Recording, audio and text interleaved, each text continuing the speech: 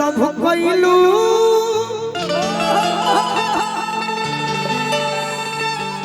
कहियो पुरान होई कहियो ओकरे से परेशानी बा कौन रहा ए सनमी ओहो करम तहारा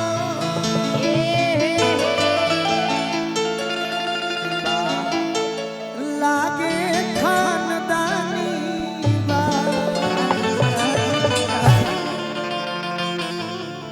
फिर 9 अप्रैल के आवेला तो हमारा चंदन के हां जी वो घरी नया सुनाई दिया हां अभी कबो गीत पुरान होई कि आज राजा जी के कोरवे में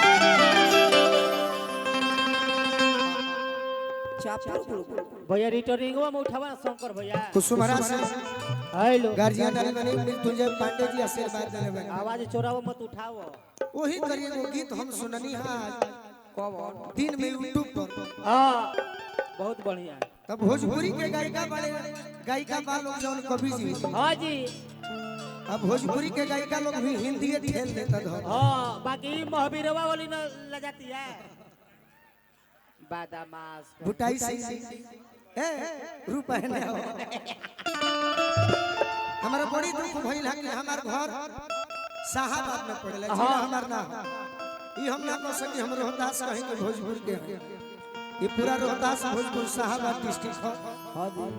तो बड़ी हमार माथा गरम भइल कौन गीत गावतारी सो ए गोलू भैया का हो आ भिखर मामा शर्मा थे बाकी लय बड़ी सुंदर है अंजनी चाचा नई प्रयोग करते हैं अरे इश्क और प्यार का मजा लीजिए मुहे माटी हम सोचनी के तरफ हां कोनो भोजपुरी गीत नहीं के हो सकत का एकदम होई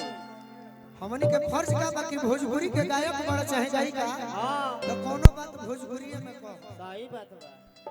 यही तरी मरद मेहरारू के झगड़ा हो गई एकदम तो मेहरारू पूछलक के रे बोलो मुआ हां अंजनी चाचा मेहरारू खिसिया के पूछत है कि तोर का औकात बा तो मरद कहता कि हमारा औकात इतना बा कि घरी होली में तो हम रोज एमपी आ विधायक मंत्री जो उठिला बैठिला हां जी तोर का औकात बा बताओ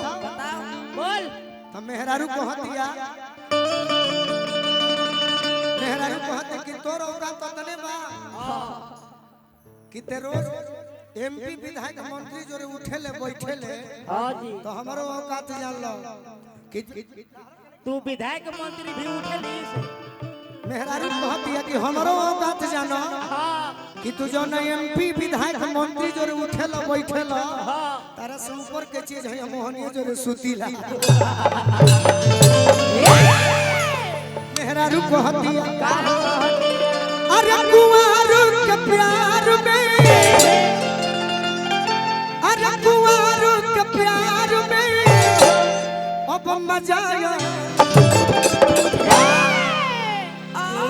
दूरी बना के रखो अने अहेला को बोली बोल दो ते तो डाह के धोइले बोले ये तो साफ है एकदम गोल रोज नहीं खाना दिया अरे कुंवारू के प्यार में पैसा लबे आज पीछे से